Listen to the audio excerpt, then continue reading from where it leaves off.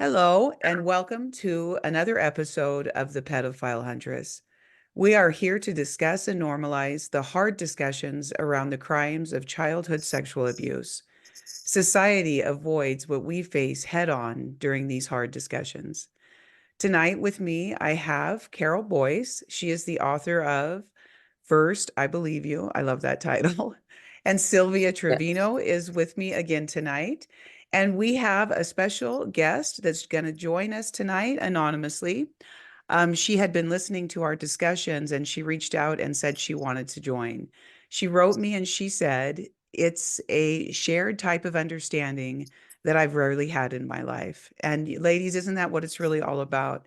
So I welcome Amen. you all tonight. It's just been such a pleasure.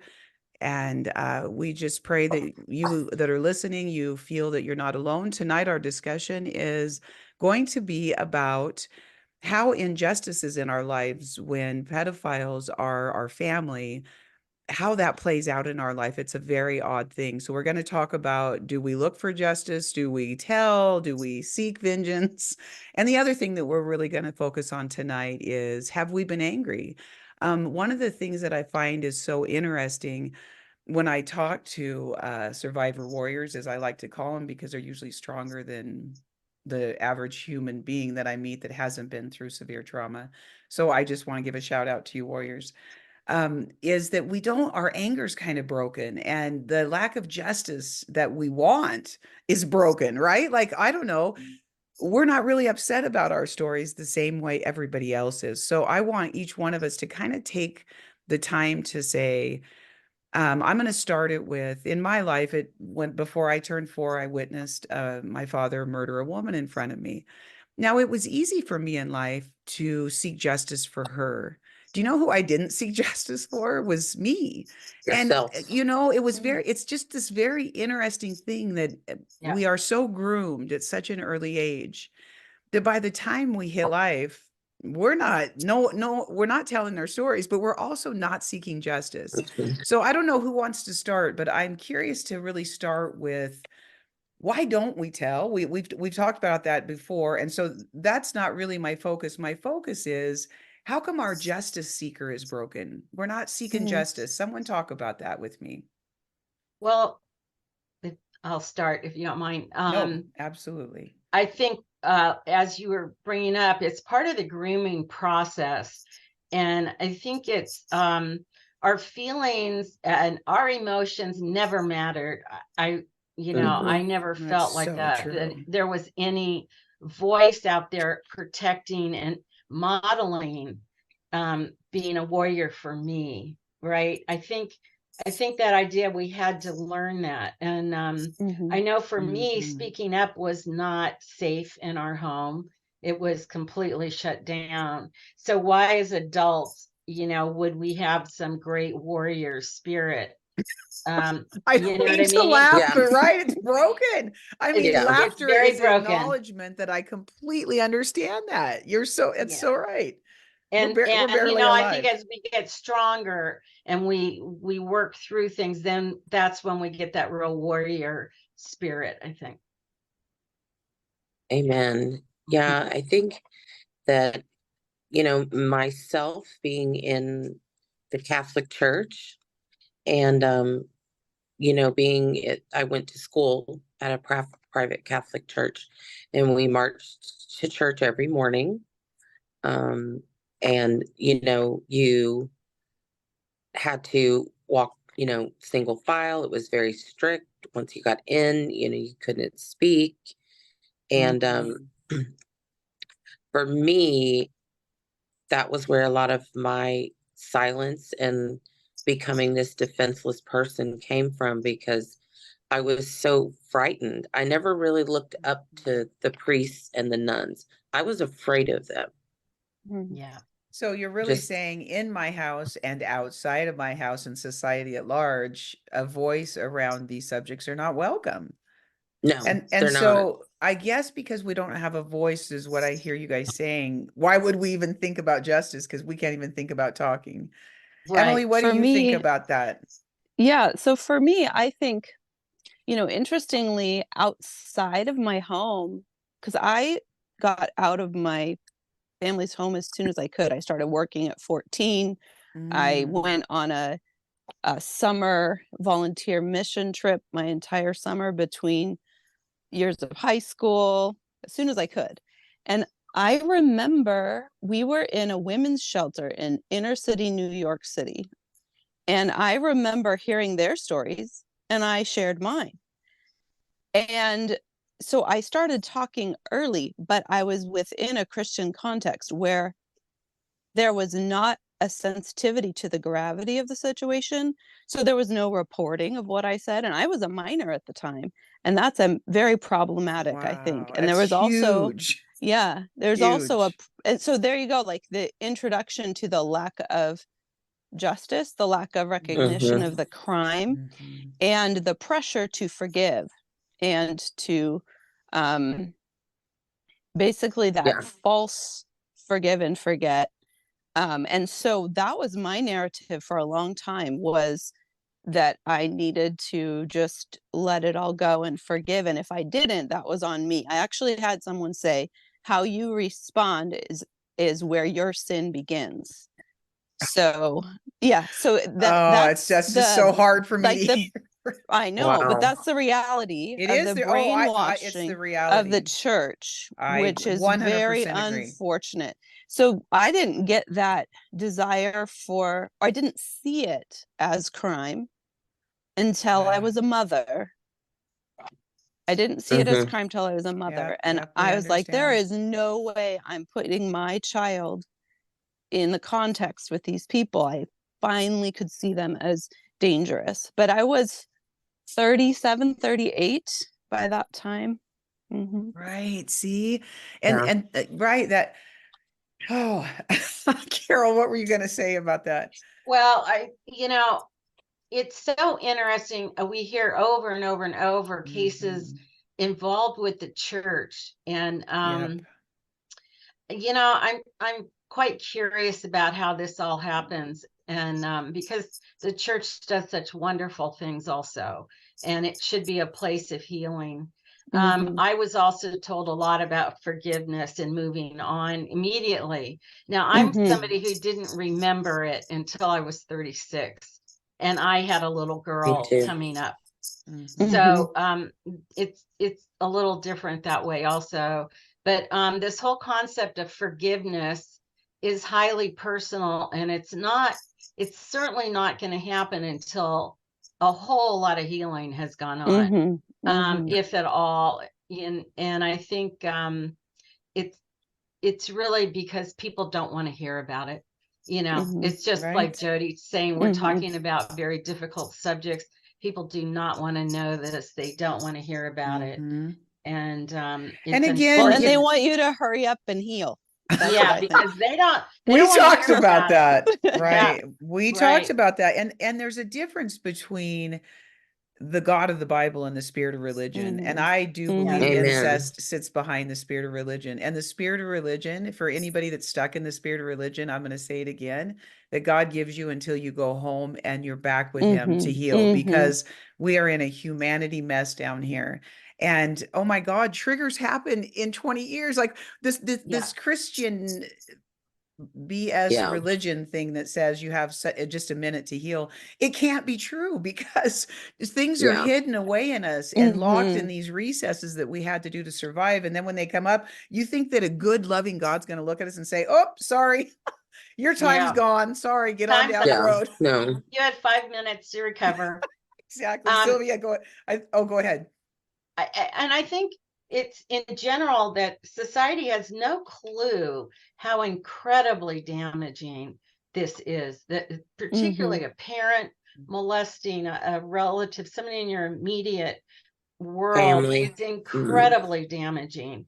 And I think Right. that's really under appreciated. And so Yes. that's why people think, oh yeah, we can just forgive and move on. And it's Mm-mm. absolutely not like that No. at all. Mm-mm. So No. We yeah, carry those trauma wounds with us for the rest of our lives. the And rest of our lives. Yeah. it's so fascinating. I'm about to start another life group at church, which is Journey to Heal, by Crystal Sutherland. And it's a Mm. 7-step study to healing through Christ. But, we talk so much about it in every step that, we receive healing and we can find comfort in God. But those trauma wounds are forever. Once we have that wound, the scar is still there. And that's something that we can continue to work on. But, the women that I work with, and it just exactly what we're all saying. And there's just so much shame and so much darkness in the church. It's exactly The religion, it's so true. keeps us in shackles. And then the enemy comes in and, we don't get any freedom. We don't get any healing. No, and right. I just heard a man as I was scrolling yesterday, and he's a cool pastor that actually came through our church, and I can't think of his name, and I apologize. But what he said, and I really needed to hear it. It's okay to cry when you've come through Yes. long-standing tragedy. God gets it, and it's okay to cry. And I need to hear that again because I've done some substantial healing. I mean, around and released myself from deep, deep caverns of fear and that kind of thing. But you know what? Sometimes it's okay to cry. Why do we always have to have this, now we're good? I mean, I don't see that the Bible ever shows that, even Paul said, I loved him so much. And he's like, I press on towards the goal. We never attain. So why do we think we have to attain? But anyway. Yeah, I've told my husband, I think I'll be healing from this until we pass. Like it's new things are going to be coming up all the time. But see, when I think that becomes our new normal, because if we don't, I remember asking my counselor of many years, and I said, Redmond, well, this, can I get past this? And you know what he said? I'd love to tell you will, but you might be 80, Jody, and something could trigger you. And I can't tell you that's not going to happen. Now, if we don't go forward with that real understanding, but the beautiful thing is, I've got tools to get through those. You guys, sometimes I'm so deeply triggered around some really frightening things in my past. I'm stuck for a minute. And, like I did this unfiltered stories, and the picture that they happened to use that day was I was horribly raped, and my father's left his stuff and it ran down my leg, and I was such a little girl. I didn't have any way to clean that up. And now, you guys, I hadn't remembered that until they froze that picture in the video. And then that came back to me, that fishing trip that day. A loving God is going to say, oh my God, Jody, let me hold you. And I let him hold me because I needed to cry through that. So, but justice, you guys, going back to our topic, and I love this, how we circle around, but what would justice even look like?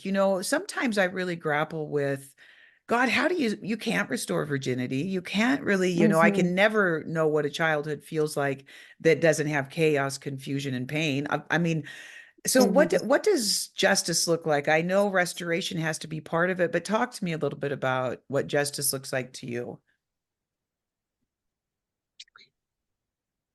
Ooh.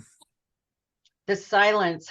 Right? See, isn't it hard, you guys, to put a definition to it for us? It's a big one. It's a big one. It's huge. And some of these, go ahead, Sylvia.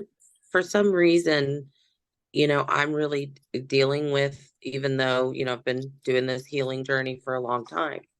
For some reason, we associate with them. And, do we want to we have so much mercy for them, which is just so they taught people us don't to understand that, right. They built that cohesion in us. Yes. But I don't think, for me, I don't think I'm ever going to get the justice that I would physically want, but I believe that I can receive the justice and the vindication through Jesus Christ.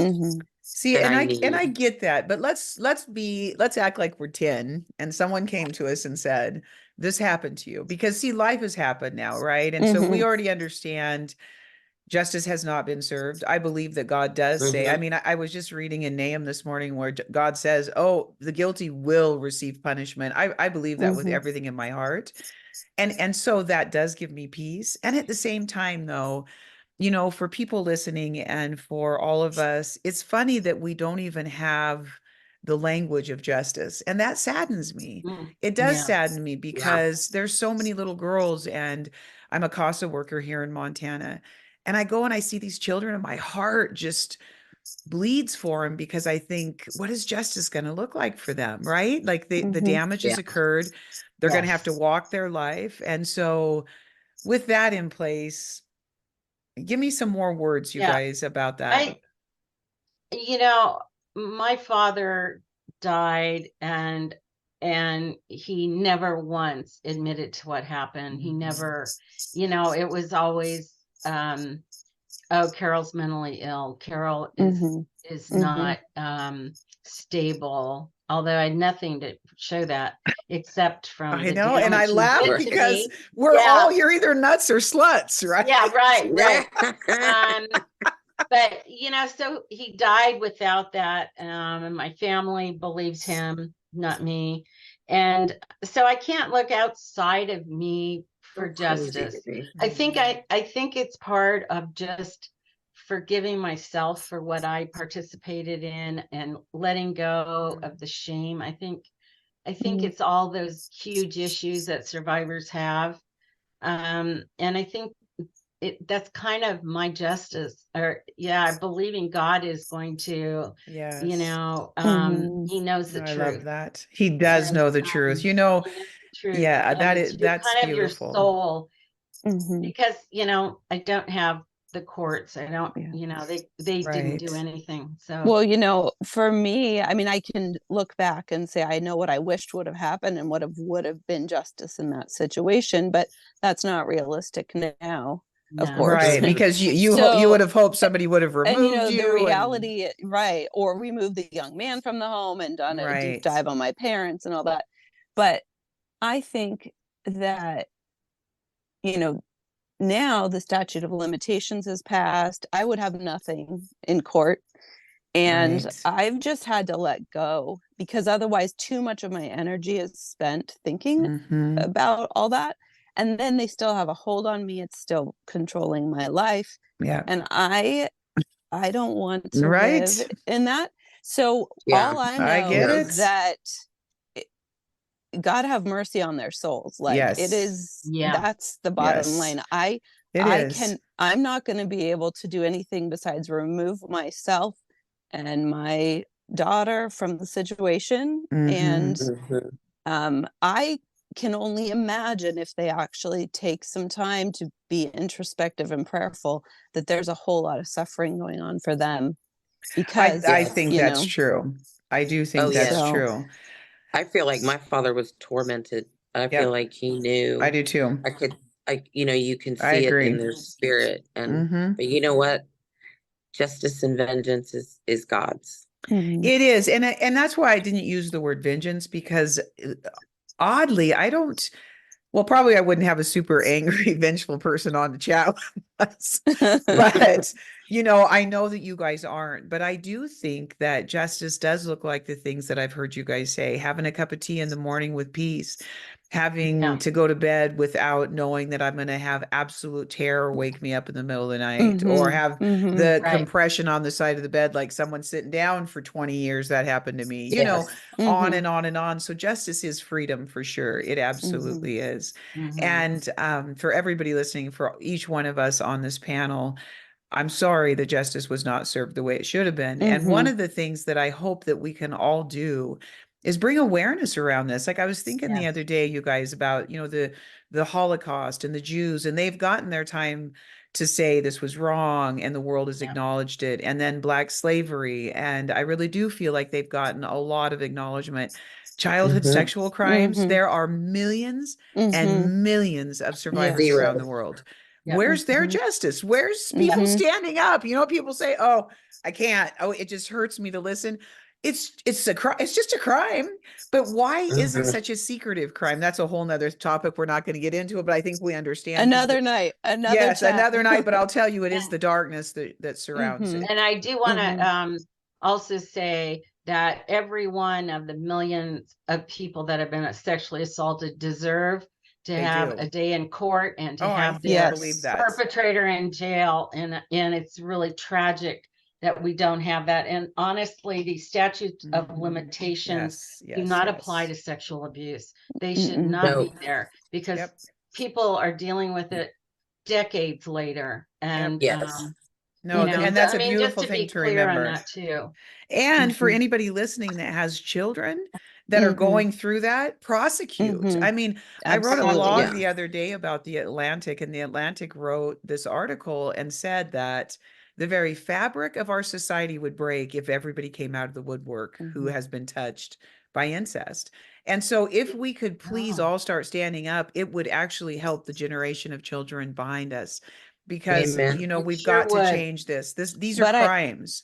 I would also Yeah. say people need to get really safe before, Yes. you know, jumping into Yeah. that. Because I think Nope, back that's to a my beautiful life, thing to say. Yes. I relied heavily on my parents. I was very isolated. I was a homeschooled child. Mhm. So I needed them. I had no way to pursue anything against them because Mhm. of how they ran our household and because of how they designed our life. So I just think if you want to get involved in, you know, prosecuting or in any way questioning a situation, the children need to be safe. There needs to be preparation for what Well, could there happen. does. And I'm Mhm. gonna say though, I stayed in a lot of abuse because I didn't know how to get to safety. And so Mhm. there, you know, I have a sense of urgency in my soul because my children were Mhm. also sexually abused by the man I picked, because of course, you're right. I mean, I came from that. Then I pick a man who's just like my father. And to me, there is a sense of urgency. And I 100% agree with what you're saying. And both can be true. Please have a sense of Mhm. urgency and get to safety, Yeah, because and you know, the seek problem help is from yes, the longer you stay, the more that denial kind of creeps in, and year after year Yes. Mhm. goes by and Mhm. everybody's still being damaged. Sure. And you Mhm. know what, I guess what I mean by seeking safety is seeking social support, Yes. seeking a And it's separate hard to location, find. all Yeah, of that. Mhm. right. It's hard to And find.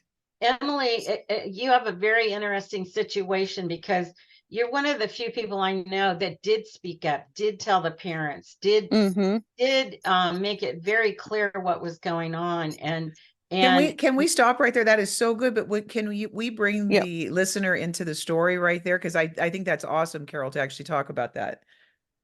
okay, Oh, did you want me to mention it? Like Yes, a please. I brief? think, well, I Okay. think if it's you're good just because comfortable, they don't, Emily. right, Oh yeah, they that's don't fine. have the history there. Sure. So I grew up in a very religious home. And my mother homeschooled me, and I had a younger sister. And when I was 6 years old, my parents took in a young man who needed a home. He was older than I was, and he began to sexually abuse me from the time I was 7 till I was 9. And then when I was 9 years old, I tried to report to my mother, but it was all a muddled mess how the whole thing came out. The young man denied it. My mother told my dad what I had said. My dad said, "Someone's lying here. And if no one fesses up, then I'm going to be punished because there has to be justice." There's that word, Jody. There has to be Yeah. justice for this situation. And I was Mm-mm. so appalled by my dad. And what he said was, I would be like Jesus and I'll take the punishment. It was it was spiritual abuse, essentially. Oh, And religion. it's, and psychological Mhm. manipulation. And Yep. I remember just being in tears and saying, I didn't say it right, or I was the one, because I just couldn't, I was overcome. And so then I was punished severely, very severely for it. And Ah, then basically it went underground. My dad didn't say anything to my mom.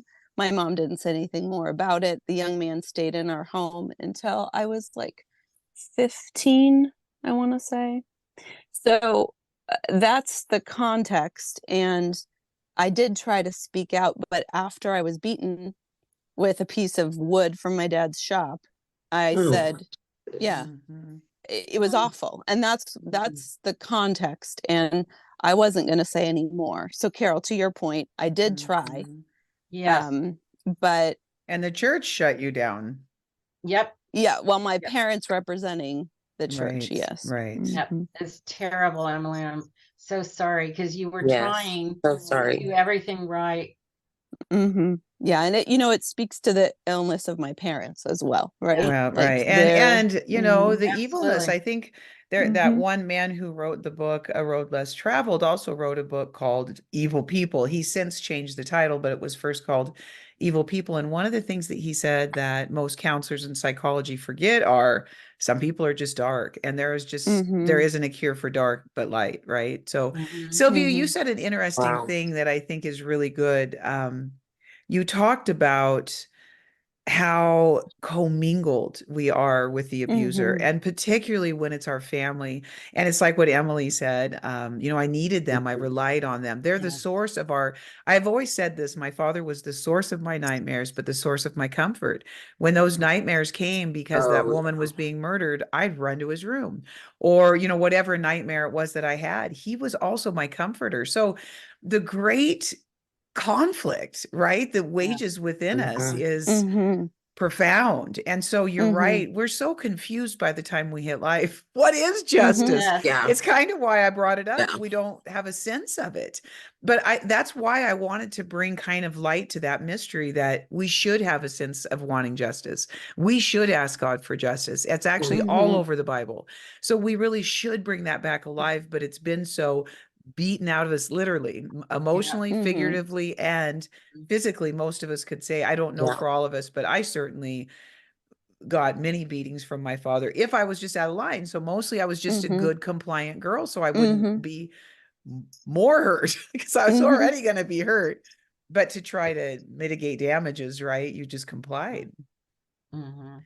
So one of the things I want us to talk about now is, because I think this is interesting, it's hard for us to articulate justice. I also think it's hard for us to articulate anger. And so, Sylvia, why don't you start with, what does anger look like in life? I can say for me, anger has looked like over drinking, going out with the wrong guys, always hurting myself hmm because I never know how to get it out. So I'm going to just Yeah. stop there, but I'm going to pass it to you. Tell me what anger has looked like for you. Really, when I got older, like, you all have said, it's 36, 37, 38 Right. when we start Me to, too. Me too. have the memories and the flashbacks. And, you know, I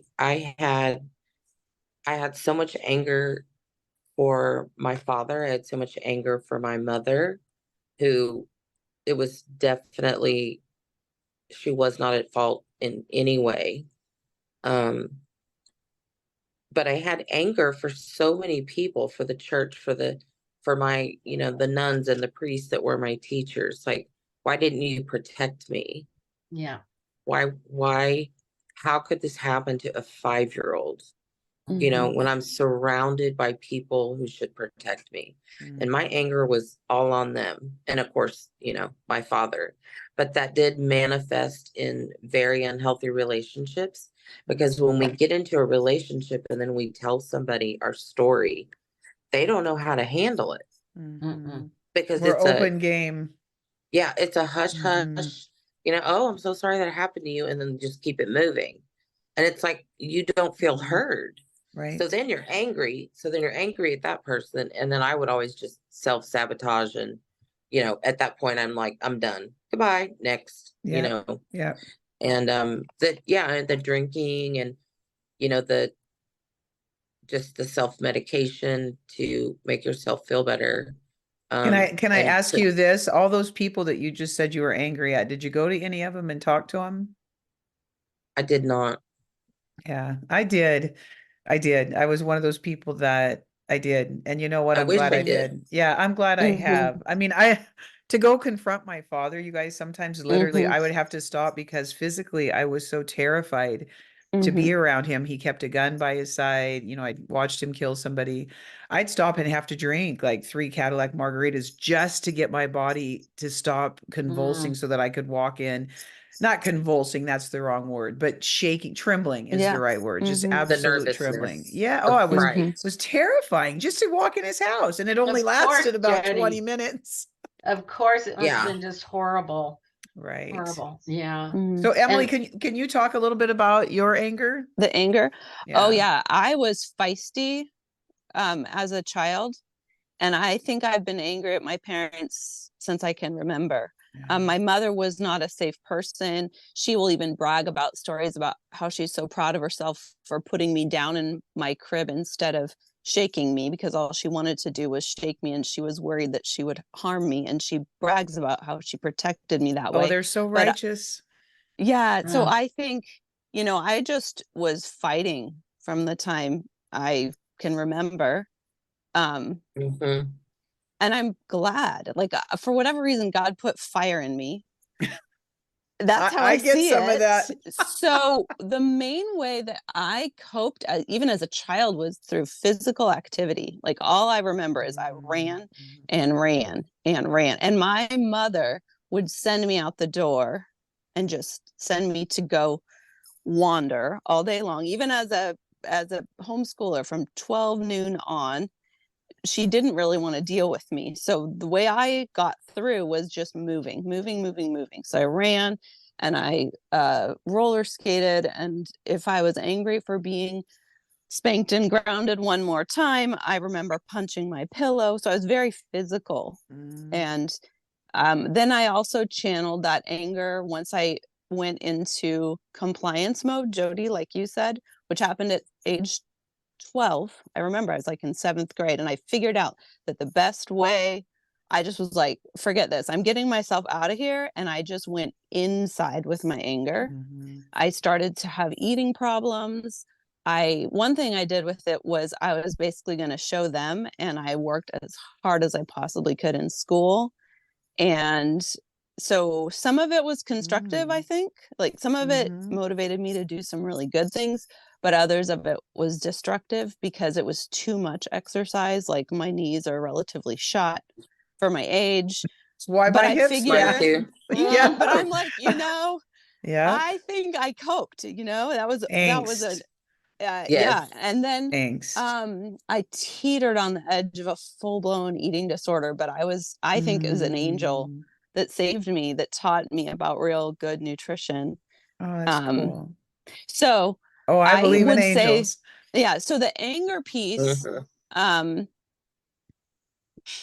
I didn't really get exceedingly angry in a way I could articulate until I was in this latest round of therapy, Mm. which was when I was around 40. hmm So I'm 43 now. Wow. No, it's good. It's Mhm. good to talk about it. Carol?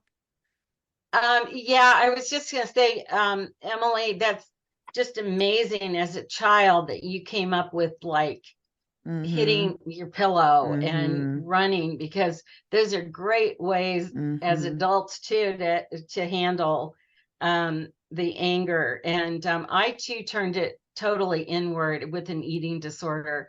And I want to keep bringing that up, that eating Mm-hmm. disorders are very a very serious, deadly consequence Huge. of child sexual abuse. So I know almost all of us. I mean, you know what Mm-hmm. I mean? So many survivors, you yes, guys. Yes, all of yeah, us Yep. could probably say we have it. I didn't call it that. My kids are like, Mom, you totally raised us with an eating disorder. And they yeah, struggle right. with Right. it. And they're Yeah. not really recognized that way. And Mhm. it's really important for people to Yes, understand it that. But is. I had I was kind of a terrified person. I don't think that I was extremely angry at my mother. She was a raging kind of alcoholic and angry, and she took over the whole house with her anger. And I was very angry about that. My dad, I adored. He was passive, and I had no idea what had gone on. All I knew Mhm. is I was terrified, and I was kidded for that I was so frightened by the world, kind of. But then when I got memories and realized what had happened, I was really enraged for Mhm. You years. know that, right? That is so good, Carol, because it's true. I think fear actually blocks anger Yeah. because, Mhm. it's like these emotions Mhm. that compete. And in my life, They fear was do. definitely stronger. So I just stayed quiet and Yeah. compliant and had all Yeah. these messed up deals that I Yeah. I mean, had I just had to be secretly. compliant. I didn't Right. dare, speak up at all. Mhm. But then, as an adult, that anger, and I talked about this in my book too, is that I started I would drive around, and I'm talking really slowly and in very quiet neighborhood, our neighborhood, and I could just rage and just really let my mom have it, my father have it, my, the world. I was so angry that I didn't have a childhood, that I didn't get that safety, that peace. It still can make me angry. You know, so Especially too, Carol, probably when you see other people, because our abusers were our father. yes, Right. And, when we see families and we see just this, amazing dad, and it's yeah, just like, wow, what must that feel like? And then the anger Mhm. that yeah, follows, I'm Right. sure you Or can relate to that. right. These absolutely. Christian women that, and I love some of them absolutely amazingly, and they talk about God, and I think, well, God, that's easy for them. Yeah, They yeah, haven't lived through all this stuff. And yeah. those are just real feelings that are safe to have, because Like how a can I jealousy. can't, right. I mean, it's so Mhm. hard not to have those feelings. And I'll just be really honest with God, like, Father, I'm struggling with that. Like, she's Yeah. beautiful and she has this great life, and I know it's not perfect. Like, I'm too old to think that anything's perfect. But those kinds of things are hard. And I think one of the things that's helped me with anger, you guys, as I've gotten older and learned how the tools of healing are, when I have now and I'm triggered and I walk through a memory, I allow it quickly, because I used to always, when something came up in my mind, I used to put it down. Sometimes I'd put it down for years. And I can remember this one counselor Right. saying, Jody, you make it so hard on yourself, because just bring it up. Because like the room the lady was Yes. murdered in, all of my life, I knew that room existed. I knew Mhm. we had gone to a motel room, and I knew, which actually is the very last thing that I want us to talk about tonight. And we might go a little bit over, but we started that. How do we know when there's something hidden? I'm going to start this. It's funny how this is exactly how I wanted us to end, and this is exactly where we moved into. Because unfortunately, I think the reason that we don't know what justice is, we don't have anger, is because, by God, you guys, we're blocked. We have all of these hidden things in our Yeah. souls. And so there is Mhm. no agenda around our story, because we don't have our story. And Mhm. so, like that, with the murder particularly, although with my mother's abuse, I really blocked that deeply. It was the last abuse that came out. But I always knew, all of my childhood I had, these are the signs. What I want to talk about right now, you guys, are the signs of what it looks like when we have blocked memories. So when I was a child, I had a reoccurring nightmare of my father in my bedroom, but now that bedroom had become a office. There was a woman in front of him. He raised up her skirt and began to rape her after he shoved her down, and it would stop. I had that, you guys. I mean, literally a reoccurring nightmare all of my childhood. I never knew what it meant. And I always knew that there was this motel room we had gone to. Now, my father let his buddy, I wasn't trafficked. My dad was too cheap for that. He just gave us away to his friends. But I Mm. thought that maybe that had just happened. So that's how I knew. That's one sign. Yeah. I could tell you many others, because I had leg cramps, all of debilitating leg cramps, all of my childhood. I'd wake up and take hot baths. Talk to me, you guys, about why we know there's something hidden in us. Because often people will say to me, I think I was abused. And you know what I want to say? If you think you were abused, you were abused. Because people don't say, I think I Yes. was Yeah. abused, if you weren't. So you guys talk, let's bringing again, taking away that the shroud, that mystery around all of these Sure. childhood things. Let's talk about that. I don't care who starts, you Well, guys. I will jump on in. Mhm. I also I had two recurring things. I knew every single night I went to bed, I had the same vision that there were two men outside my window. I had this huge patio window, and I knew they were just waiting for me to go to sleep so they could get in and hurt me. And it was just part of life. I knew I was going to be hurt if I went to sleep. And no idea where that came from. I never told anybody, but I always had it.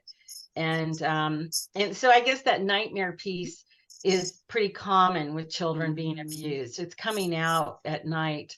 And also I was kind of the kid that was too perfect because I was terrified to do Mhm. anything wrong. And I think I was a very, very overly compliant. I think when you see a child that never does anything wrong, you Right. have to Mhm. question that I also, agree. Yeah. right? Yeah. Right, Mhm. because we're in full submission to Yeah, our Mhm. environment, to society. Yeah. We're in full Right. submission. Out of fear. Out of and fear. I Yes. think, yeah, fearful children, like, why do you Mhm. have these fears? It's not normal to be terrified of your world when you're a little kid. Well, and to Yeah. add what Carol was saying, at 36, she realized that her father, who was a physician, would come into her room in the evenings Yeah. and rape her and then leave. So it was always in the night. So you go to sleep as a Middle child. of the night. The middle of Yeah. the night, Mhm. he comes in. You're not really sure Yeah. if it's real or not, which we all deal with. Did this really happen or didn't it? Should I Mhm. believe myself? Should I not? And so instead, you get this reoccurring theme that comes to you about this. So Yeah. again, I mean, that's a perfect way to describe it. Sylvia, do you have one that you can describe? Yeah, I also had a lot of flashbacks and a lot of dreams, a lot of nightmares. Mhm. And I immediately knew. But it had been years, and it did come in little pieces. But Fragmented. like you said, yeah, if you say, and I have people say, I have a dear friend recently that just told me, I think I was probably, and I'm like, okay, I'm going to help you unpack all that because, Right. like you said, Yeah. it's if you think and you feel Mhm. it happened, you don't know who, like, Right. that's something we don't just randomly put in our head, You don't. and No. and once I knew it, I knew it. But it was a flashback. It was a dream. That's how it came to me. Because I think we want to protect, we put our protectors on. So if Mhm. in the real world, if we really admit it and we see, then we have to deal with it in the pain. So then we Yes. stuff it Oh, and then it 100%. manifests and it comes out in our Right. dream, And we you talked a know. little bit about that last time. Yeah, to avoid, Yeah. more significant pain. That's so true. Emily, you started with, when we were talking before we began recording, you talked about knowing that you have other things that are hidden. Can you talk to us about why you made that Yeah. statement? So as my daughter is growing up, so she had Mm, just turned 7, and I know there's going to be more coming. But I've experienced dissociation, so meaning mm, where I completely disengage, like my body will still be doing the motions of whatever needs to be mhm, happening in the time, but I just start being in a totally different world, spacing out above the situation, maybe some flashing back, like basically I go into my headspace or my mm, yeah, and so when those times of dissociation occur, I have when I come back to myself, I go to my journal as fast as I can and just say, this was what was happening. And I dissociated. And I used to be ashamed of dissociation because I felt I I was wasn't being too. present. And I Mhm, was somehow not smart enough to stay present. And I'm hyper vigilant. So if I dissociate, I feel unsafe. But then I think I actually dissociated as a child to protect myself. But Mhm. I want to be aware of everything all the time that I don't want to dissociate, if that makes sense. So mhm. anyway, No, as I've I think we grown, all understand Yeah. completely. so as I've grown, um, I've come and learned through therapy and through reading to embrace those moments of dissociation, to say, okay, there's something there, take it to the therapist. She can walk me through it. Okay, like what was happening at the moment you dissociated? What came into Mhm. your mind? Tell me what you remember from it. Just like name it all, talk it through. And then that's often when there's like a big, almost like Breakthroughs. seismic shifts Mhm, Yeah. and things open and you see more and you understand more and pieces come together. But I know a lot is blocked because I don't remember so much of my childhood. I remember being mhm. outside because that's where I was safe. I remember being at other neighbors' houses, ironically, because that's where I was safe. But I have very few memories um, inside of my parents' house, especially after age 9, when that uh, very unfortunate situation where I tried to report occurred. So I know Right. there's more there that may be coming through. And I also, I still have symptoms of like seeing my parents in myself as I age in my own body, like the Oh, appearance isn't of that my hard, you body. guys? Yes. That Oh is yeah. hard. That's And so I hard. know that like when I Mhm. see a certain angle of my hand or my Mhm. eye, or I catch myself in the mirror, Mhm. Mm-hmm. I know it relates to things, some of which I've explored, some of which may come as time goes by. But I think that for me, that dissociation piece is like a clue. Um, Oh yeah, yeah. I think that is so, can't we all agree with that dissociation? When she brought that up, that is, I can Yes. remember this specifically this one time. I was raised in the Northwest and we would go to the beach all the time, including, when I was a child, when I grew up, my kids, and then as an adult, um, with can't even remember which husband. No, I can, because I've been married a few times. Because when you come through these things, for me, relationships have been incredibly difficult, and I'm sure Mhm, we're gonna actually have a panel about what that looks like, because it's terrifying actually to be in a relationship. But I had a dissociation. To me, all of a sudden everything looks foggy, and literally it mhm, looks foggy, and Mm-hmm. I realized as I went through healing, I got keenly aware that my environment was foggy. Literally, it looked like fog was around me. And I remembered what Redmond would teach me is if you're in a dissociative state, and it's like what you said, to move through that dissociative state. And that time that happened so severely at the coast, just another memory of my parents with their mhm, friends and some terrible abuse that happened there, but they were all out on the fire. It's weird how all of a sudden your mind, but it's not like we talk about that shiny red trike. It's ugly. So I mhm, don't know what the mhm. cloud is, but it's like I don't want to go there. There's like trepidation that all of a sudden comes up in my Mhm, soul. And Sylvia, do Well, you know I what I'm mhm, think Yeah. Carol? Yep. I Go think ahead. it's really important to realize too, like as children, we had so few ways to survive it. So We were mhm, yes. just in survival mode. And Mhm. they've done a lot of wonderful studies on the chemicals in the brain. And by the way, studies show our brains are different when we've had severe trauma. They can Absolutely. see it in the brain now by Yep.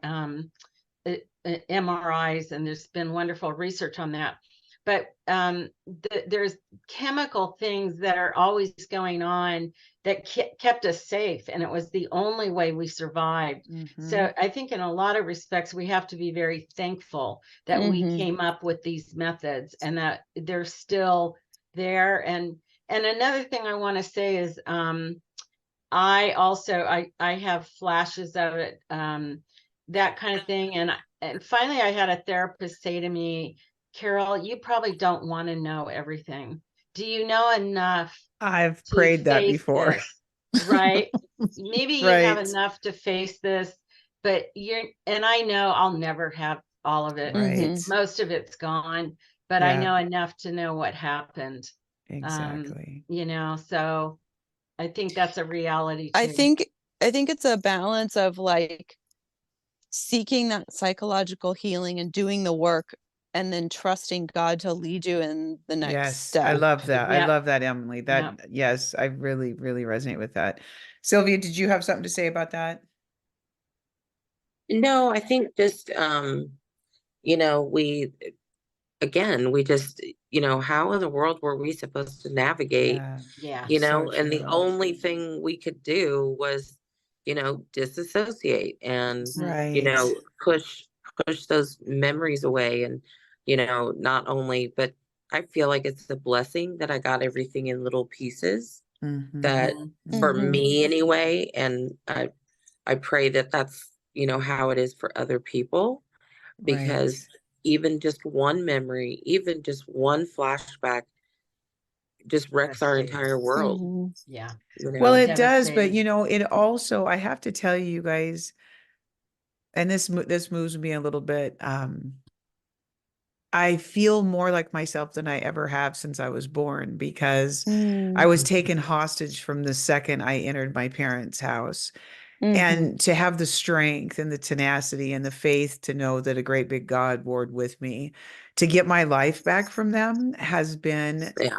Amen. the biggest justice that I've and to have the courage to stand and say, I know that you murdered this lady. Those are tough things to say, you guys, because you want to deny those things. Like for me to step into, for any of us to step into any of this tragedy, to be raped when you're 3, these things are, we are called liars. They hide behind, they're looking good. You guys, Yeah. they are so Yeah. deceitful. This is why I always say it's a crime of hell, because they're so good that you actually think if they're standing by a righteous person, they kind of look the same. They're very hard to flesh out, even It's for an wolves. adult. They're wolves. They are Yeah. wolves. And so Well, think about for and that's what children. sociopaths do. And I think Yes. it's really hard to accept that your own Huge, father, Carol.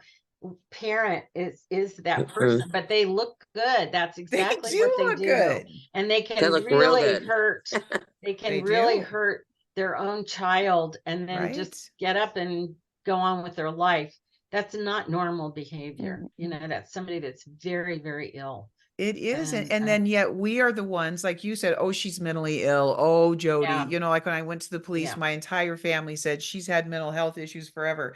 I've been a director in a law firm for 20 years. I'm smart as I'm a badass. Like, really? I don't have a mental Well, I illness. know. Like, wait a minute, Yeah. really? Right. I mean, we are accomplished women in our own right. And it's like, really, I remember reading this book that said people who come through real tragedy are our CEOs, and that because stress doesn't affect us the same way. I remember Redmond used to say, because people around me in a law firm, it is a very, it's stressful. I mean, let's just say you're missing a page, you got to get it filed, or you're going to be in trouble with, all kinds of stuff. Anyway, he would say to me, no one's being raped or murdered, Jody, so you're fine. Because I would say, why do all these people freak out? It's just a filing. And that's what he would say. Well, for you, you know what I mean? Can you guys relate to that? It's completely. Yeah, like we're on red alert all the time. And I remember he used to say to me, if I could just get you to Amber and let you live at Amber, I've done my job. And I think I live at Amber, you guys, because people will say I'm so intense. Well, dear God, I'm doing super good. You should have met me. Yeah. Yeah, really. 20 years You should have ago. known me a long time ago. It's true. I'm mellower now. But I thought of one other thing, Jody, that was a clue to me. Yes, no, I love it. Please. In high school and college, I wanted nothing to do with having a boyfriend. I didn't trust anyone. I trusted no one. I especially didn't trust any male. I struggle with that still. I didn't. And so that to me is a pretty big red flag. I would have a crush here and there. But there was no way I was going to enter into romance or intimacy with. Yeah, that's I just had no trust. That's a whole discussion of its own, which I really. But you had asked about like signs of it, and I think that's another sign. No, for I love me. that. I do too. 100%. Well, you don't go through a normal adolescence. I mean, I feel like I never went through adolescence, kind of breaking from your parents or anything. No, you're just like in terror and trying to get through. And like Emily, you just shut down normal adolescence, right? Where you're, you're dating or whatever. I just skipped to let's go to college. Let's get out of here. Yeah. Yeah. Right. Well, because we're so confused, you guys. Like I always say, these people are so good. If you're looking at wood, when they get done with you, you're going to think you're looking at orange metal because they confuse your faculties so well that you don't trust yourself anymore. And one of the deepest tragedies, I think, is the cover up afterwards. Not that the rapes and all of the crimes that have occurred are not bad, but then the whole world supports, it's an abuser centric society, and we've got to stop that, or we're never going to stop pedophiles. And I have never seen a pedophile that when you tell the story, it doesn't change who they are. And that's why I say we are breaking down pedophiles one secret at a time, because it changes them. And I have watched it happen. If we stay in the story with them, it keeps them strong. So anybody that's listening, if you are standing by a pedophile or going to Christmas dinner, please stop. In the name of God, please stop, because all you're doing, if you love them, actually walk away. Because if you really love them and care about their soul, don't stand by them until they come to some kind of repentance and understand that it's different. even at that time, you'd have to have really strong boundaries around these people who They're not move into, safe. they're not safe. They're not Pedophilia, safe. that Mhm. you are Yeah. so given over to darkness by the time you move into that. They're not Mhm. safe. And I don't care what they're telling you, they are not safe. You need to have a Amen. cavern of safety between you and that abuser. So Yes. we are at time, and this has been so wonderful, but Carol and I have been working on some topics to bring back to you. And we're going to continue these panel discussions. I think I'm going to keep it with our base and then add guests to come, because it's just, Yeah. for me, it's comforting and it's good. And I just love this time. And so I wanted to stop with, we started with these people are evil. In my book, I wrote a book called A Prisoner by No Crime of My Own. One of the things that we talked about today was how it's hard for us to see who our family is. I'm going to read to you guys a couple paragraphs of what my daughter wrote about who she saw my parents to be. And this is what she said. My oldest daughter describes her grandparents here: the devil with a baby face. As he grew older and darker, his skin seemed to drape over bone, a white skull's face. Eyes so dark they seemed a cavern through which the light was pouring.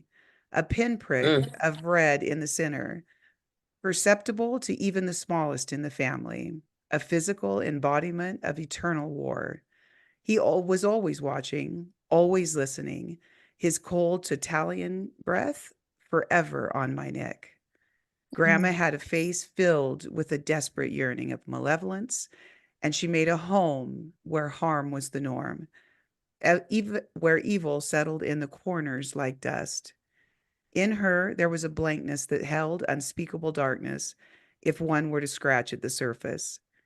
She was bloodthirsty. She was a bloodthirsty follower with remorseless manipulation honed under years of supervision from the devil himself. They hurled themselves upon weaker, more innocent people, a will and lust for power, for lust itself, an evil that would rather kill the person doing the questioning than take a realistic look at it itself. Evil colonized them. I Yep. just want to say, when we close Yeah. tonight, if you're listening, get out Wow. of the colony. Get out of the colony, because you know what? Our kids can see it. If you stay in that colony, there are going to be generational traumas and generational crimes that continue. So we are here with you. If you like what we're doing, please subscribe and follow us. We'll be back with you next week with another episode. Ladies, God bless you this week. Have his covering over you. Let his angels protect God you. bless you And I'm too. going to see you guys next week. Love Thank you you so all. much. Thank you. Thank Love you you. too. All Bye-bye. right. Thank you. Ciao. Bye-bye. Bye-bye.